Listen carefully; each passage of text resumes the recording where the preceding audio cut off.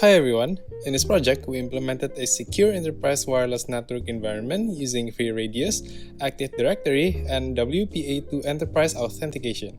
The objective of this project is to demonstrate certificate-based authentication, domain-based access control, centralized file permissions, and antivirus deployment in a simulated enterprise environment.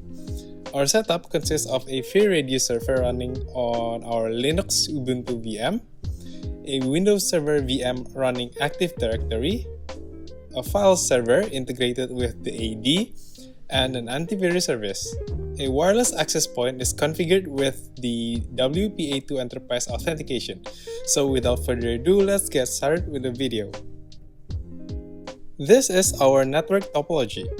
First, we have the FreeRADIUS server on our Ubuntu VM, which handles authentication requests and issues certificates to authorized devices. Second, we have the Active Directory server on Windows Server 2022 VM, which manages domain membership, user authentication, group policies, and shared resources. The file server stores shared folders with role-based access permissions. The wireless access point is configured to use the WPA2-Enterprise and communicates directly with the Radius server. Finally, several devices including iPhone and MacBook will be used to test authentication and authorization scenarios. All servers are configured with static IP addresses, while the clients obtain IP addresses dynamically through DHCP. Setting up WPA2-Enterprise is simple. Simply go to the admin portal of our router, enter the admin credentials, and change the settings from WPA or WPA2 to WPA2-Enterprise. Here, the system will ask you to input 3 important pieces of information to ensure the system is running correctly.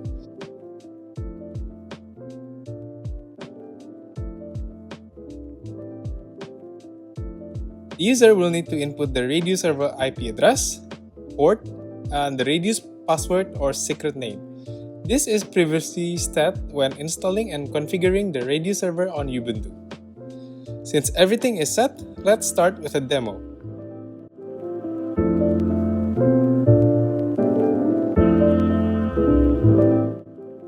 Let's now use 2 iPhone devices to test whether the Radius server is working or not. In this iPhone, the 2 required certificates for WPA2-Enterprise have been successfully installed as shown here in the profile menu. With the 2 certificates being installed, let's try connecting to the Wi-Fi. The name of our network is Jomul. Next, we will need to enter the username and password for this network, which again has been configured during the initial installation. Once username and password is validated, the system will prompt to request trust to this certificate.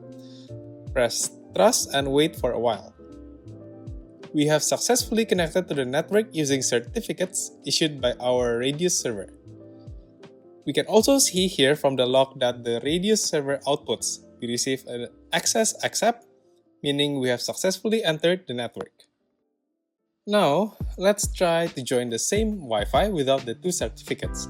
Here we can see that we do not have any certificate installed on this client.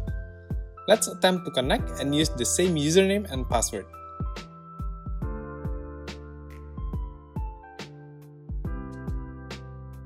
We can see here that we are rejected from joining the network. The log from our Radius server also outputs access reject, meaning the attempt to join our network has failed.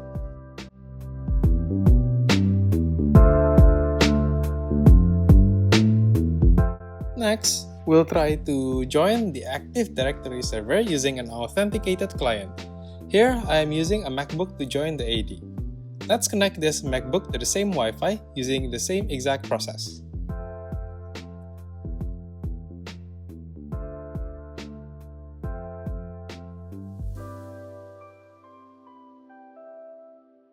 To join the Active Directory, it is important to first check whether the authenticated client sits on the same subnet as the AD server. To do so, let's open the terminal and check our IP address. The IP address for this client is as shown on the screen. For this project, we set the AD server's IP address at 192.168.110 so our client has the correct IP address. To confirm, let's try to ping. All data was successfully transferred, meaning our client is able to contact and communicate with the server. Before joining, we need to ensure that we can reach the DNS server. To ensure smooth communication, let us set a custom DNS on this client so that it points to the DNS of our AD server. Once done, let's confirm by running this command on our domain, which is jujo.com. We received the correct IP address and domain name of our AD server. To join the AD server, open the terminal and type this command. We need to input the admin credentials and our client's computer name.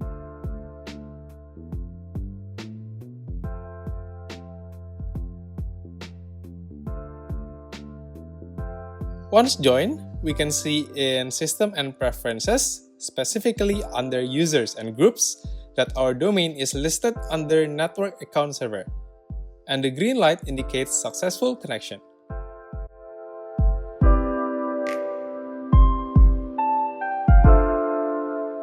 Here, we have prepared 3 dedicated folders, each with customized permissions for different users and groups. Folder Juan is only accessible to user Juan. Folder Jomul is only accessible to user Jomul, and folder both is accessible to both users. Here, I have logged in as a client of our domain using a specific credential prepared for the client named Juan. To view the shared folder, go to Finder and click the Go menu. Type this command with our AD server IP address, and the shared folder should now be visible under the Network tab on Finder. To check the validity of our permission settings, let's try to open all 3 folders using this account for user Juan. We can see here that we can only open 2 folders, which are folder Juan and folder both, but not folder Jomul. When we try to open folder Jomul, the system tells us that this folder cannot be found. Although this error message is not accurate, it is expected due to the cross-OS setup, which involves connecting Mac OS to Windows. Therefore, the accurate message, which should display that you are not permitted to access this folder, is not shown. Now, let's do the same process using user Jomul.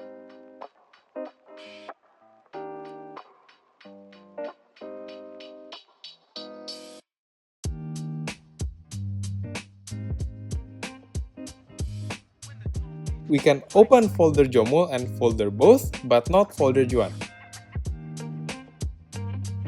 Our file server is therefore working as expected.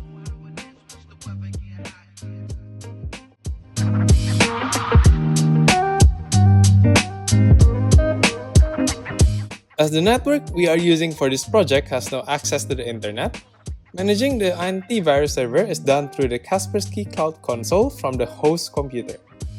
We can see here that we have successfully registered to Kaspersky and now can download the Endpoint packages which would be installed on the clients.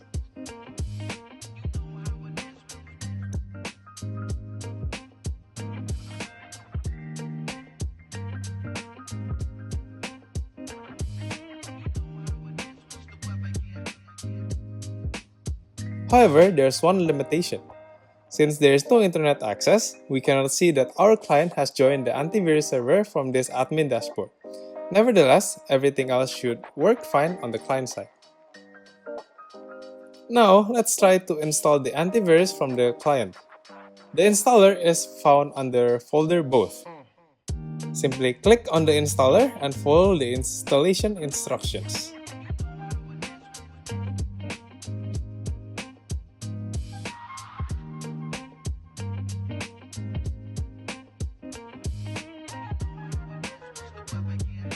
Once installation is done, open the Kaspersky app, and we have successfully installed Kaspersky Antivirus and joined the antivirus server.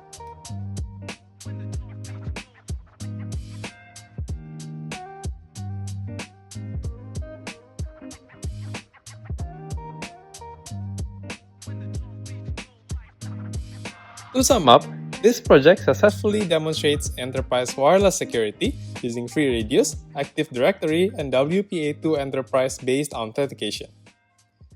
We implemented certificate-based authentication, domain membership validation, centralized file access control, and antivirus deployment to ensure that only authorized users and devices can access network resources securely. Thank you.